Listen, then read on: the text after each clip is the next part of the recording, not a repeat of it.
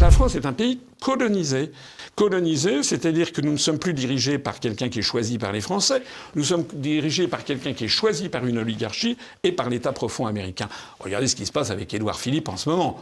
Il faut vraiment avoir, je sais pas, faire preuve d'un déni extraordinaire pour ne pas comprendre que l'oligarchie a décidé coûte que coûte de faire élire Édouard Philippe, alors que 90% des Français n'en veulent pas.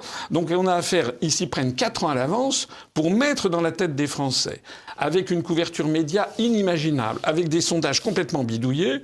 Paraît-il que Édouard Philippe serait la personne politique préférée des Français. C'est faux. C'est absolument faux. Demandez autour de vous. Est-ce que vous avez vu des gens qui vous disent « Ah, moi j'en pince pour Édouard Philippe ?» Ça n'existe pas. Empêcher un agent de préfecture de faire des permis de conduire ou d'enregistrer une demande de mariage, de l'embêter, à qui il va faire croire que c'est ça qui va permettre de lutter contre l'inflation? Enfin, faut quand même arrêter de se moquer du monde. Bon. Bah, c'est l'idée de bloquer le pays. Oui, non, mais M. Roussel, il est député, M. Roussel. Donc M. Roussel, il devrait normalement savoir que l'inflation, elle découle d'abord et avant tout de notre appartenance à l'euro, de notre endettement exponentiel, également de Nord Stream, et du prix de l'électricité fondé par l'Europe. Donc M. Roussel devrait expliquer que si l'inflation est ce qu'elle est, elle explose dans toute l'Europe, c'est d'abord et avant tout un problème de notre appartenance à l'Union européenne. Il le dit? Jamais. Regardez ce qui s'est passé au Stade de France. 80 000 personnes, il y avait peut-être quelques-uns qui sifflaient pas, mais enfin, c'est une honte mondiale. Il n'aurait pas fallu le siffler? Ah si, il aurait fallu le siffler. Bien sûr qu'il fallait le siffler. D'ailleurs, au passage, il cherche des verges pour se faire battre. Parce que, enfin, je veux dire, moi, jamais, quand il y avait la Coupe du Monde de foot en 98, je garde pas le souvenir que, comment il s'appelait, que Chirac soit allé ouvrir comme ça, faire un discours devant un... Non, le président de la République, il est dans les tribunes, il félicite à la fin. Mais il y a toujours cette pulsion de Macron de se mettre en avant pour ramener sa fraise. Et ben, il l'a vu. Il souffre d'une impopularité extrême. Aux alentours de l'an 2000, il avait, je crois, 600 millions d'habitants en Afrique. En 1950, il devait y en avoir peut-être 200 millions. Aujourd'hui, on a dépassé le milliard. Et en 2050, il y aura 2,4 milliards d'habitants. Donc ça veut dire que nous avons une bombe démographique énorme qui se situe au sud. Donc de ce point de vue-là, il faut se poser la question de savoir ce que l'on fait.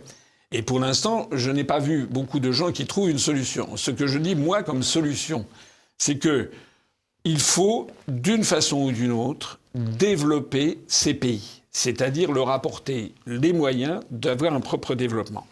Il faut essayer d'avoir une politique d'entente avec eux. Il faut essayer, c'est à mon avis, c'est ce qu'il faut faire.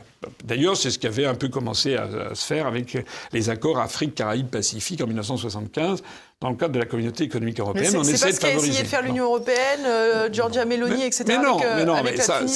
Alors, on parle de plusieurs sujets. Mais par exemple, c'est vrai qu'on avait abordé ce sujet, on n'avait pas terminé. Il y a eu Mme von der Leyen, Mme Meloni et M. Rutte qui sont allés en Tunisie. Est-ce que vous avez vu ce qui vient de se passer en Tunisie? En Tunisie, le président tunisien a fait savoir, là il devait recevoir 5 parlementaires de l'Union européenne, il a dit dégagez. Vous n'en viendrez pas en Tunisie. Et pourquoi donc? Parce que les parlementaires de l'Union européenne étaient en train de voulaient aller en Tunisie pour commencer à dire la démocratie en Tunisie, ça va pas du tout, c'est pas du tout ce qu'il faut, et puis vous traitez mal les migrants, parce que vous savez qu'il y a des migrants du Sahel qui essayent d'entrer en Tunisie et qui sont au Sahel. Réponse du berger à la bergère du président tunisien, enfin c'est comme ça que je l'interprète, eh bien très bien. Vous, puisque vous prenez la défense des migrants, je vous en envoie 8 000. Il faut bien comprendre que les pays d'Afrique, comme beaucoup de pays du monde, en ont ras-le-bol, pour ne pas dire autre chose, des leçons de morale continuelles que les pays européens leur donnent sur tous les sujets, notamment sur la démocratie, les droits de l'homme, les CSA, sans compter par ailleurs les droits LGBT, la théorie du genre, etc., qu'on veut imposer à tous ces pays. Pourquoi tous les pays d'Afrique sont en train de regarder vers la Russie? Enfin, c'est pas qu'ils sont en train, ils sont basculés, ils veulent aller vers les BRICS, parce qu'ils ne supportent plus le magistère que s'octroie depuis des décennies, pour pas dire des siècles, le monde occidental. Le BRICS élargi à 11 pays, ils ont des réserves prouvées de 750 milliards de barils de pétrole. Et ça passerait à plus de 1000 milliards, 1200 milliards si le Venezuela y entre comme il l'a demandé. Les États-Unis ont 40 milliards, le Canada 140 milliards, et les autres pays du G7 ont 0. Voilà. Donc, si vous voulez... Alors, moi, je veux bien que la stratégie de l'Union européenne, ça soit de s'allier aux États-Unis d'Amérique qui sont en déclin. en déclin. Enfin, il suffit de voir Biden, c'est presque une allégorie du pays d'ailleurs. Hein. C'est un type qui a la maladie d'Alzheimer, qui est gâteux, etc. Et qui est à la tête de cette puissance qui est en déclin, qui nous entraîne dans un conflit monstrueux avec la Russie. Alors la logique de ça, je suis désolé, c'est la logique en effet de celle d'Hubert Védrine. C'est qu'au bout du compte, nous sommes contraints à la guerre, contraints à des guerres d'appropriation d'hydrocarbures, de matières premières, contraints à la guerre, une guerre civilisationnelle, mais qui se terminera par des bombes atomiques. Le ministère des Affaires étrangères, en fait, c'est Macron, parce que Madame Colonna, tout le monde a compris, c'est une bille. Enfin, elle est d'une nullité encyclopédique. Et puis surtout, elle ne pèse rien du tout par rapport à Macron. Macron, il a joué les petits caïds de cité, vous savez, parce que c'est un type pas du tout intelligent, contrairement à ce qu'on dit. Il a comme ça des espèces de bouffées de je sais pas quoi, de colère, etc.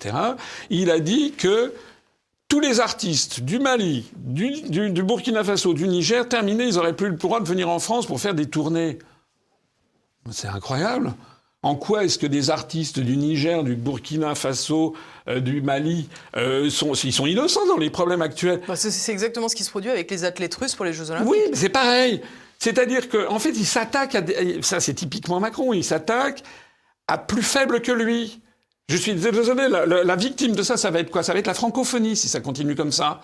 Parce que Macron, il est en train de saboter la francophonie. Et actuellement, la France devrait un petit peu jouer profil bas. Vous savez d'ailleurs au passage qu'il n'y a pas que la Russie qui est derrière toute cette affaire, qui est certainement met de l'huile sur le feu contre la France, mais il n'y a pas besoin beaucoup de la Russie pour mettre de l'huile sur le feu. Macron, il suffit très bien. Il y a aussi les Américains. Parce que les Américains, eux, ils sont à Niamey. Mais eux, ils ont tout de suite, Mme Victoria Nuland est allée tout de suite discuter le coup avec les putschistes. L'Union européenne c'est devenu le